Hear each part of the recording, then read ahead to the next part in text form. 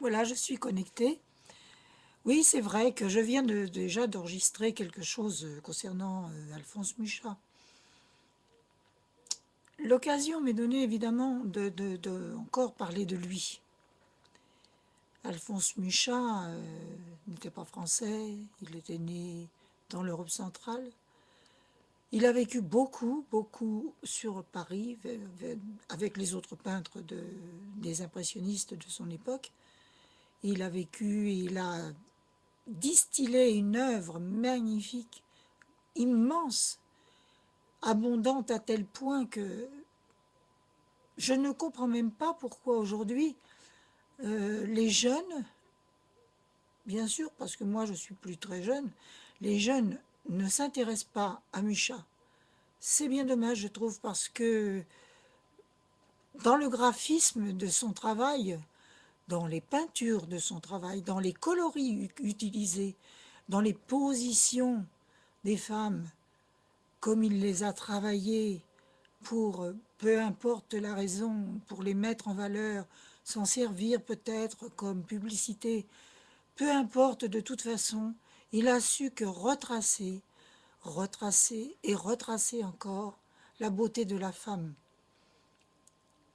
Moi, ce qui m'a touché en lui, c'était justement ce côté respectueux de la femme, de portrait qu'il a fait des femmes. Il a toujours su mettre en valeur les beautés extérieures de la femme.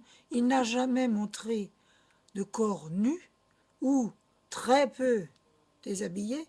Donc, il voulait seulement montrer euh, tout ce qui est extérieur dans le corps d'une femme et qui en fait aussi la beauté vue par les yeux de tout le monde. Donc voilà, Alphonse Mucha m'a touché profondément. Et puis, j'ai toujours été environnée par ses livres, par ses œuvres, par tout. S'il avait été musicien, je crois que sa musique m'aurait touchée. Là, c'est sa peinture qui m'a touchée. Mais comme une musique peut toucher au fond du cœur, sa peinture m'a touchée au fond du cœur.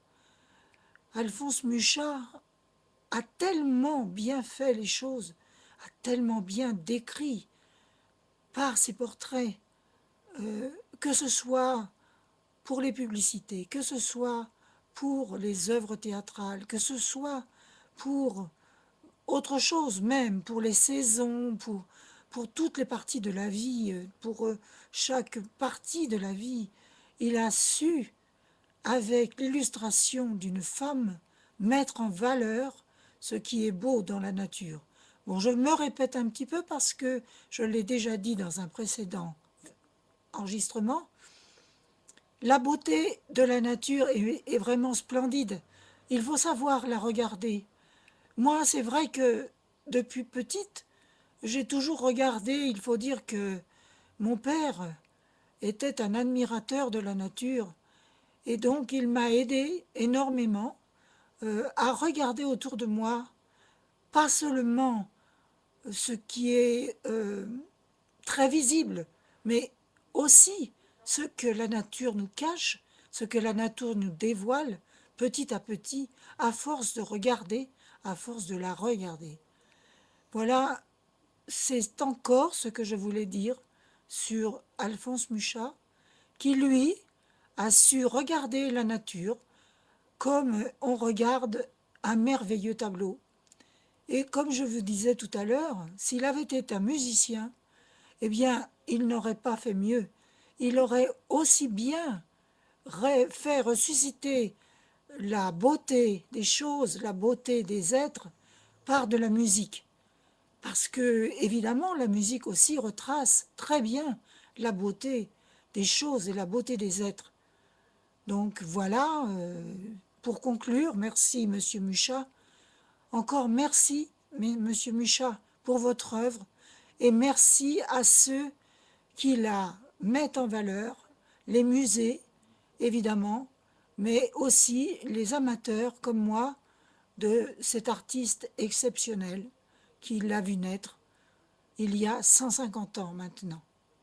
Je vous dis au revoir. J'espère que vous apprécierez mon, mon débat sur Monsieur Mucha. Si vous ne l'appréciez pas, peu importe. Moi, elle m'a fait participer à quelque chose de tellement grand, de tellement énorme, que voilà, ça me suffit. Ça me suffit. Monsieur Mucha, vous êtes vraiment un des peintres qui a fait vibrer mon cœur de petite fille, de jeune femme et maintenant de femme âgée. Et je vous aime toujours autant et je vous regarde toujours avec autant d'application que m'a appris à regarder mon père, les choses de la vie, les modèles de la vie. Vous êtes vous-même un modèle de la vie. Merci encore, Monsieur Mucha.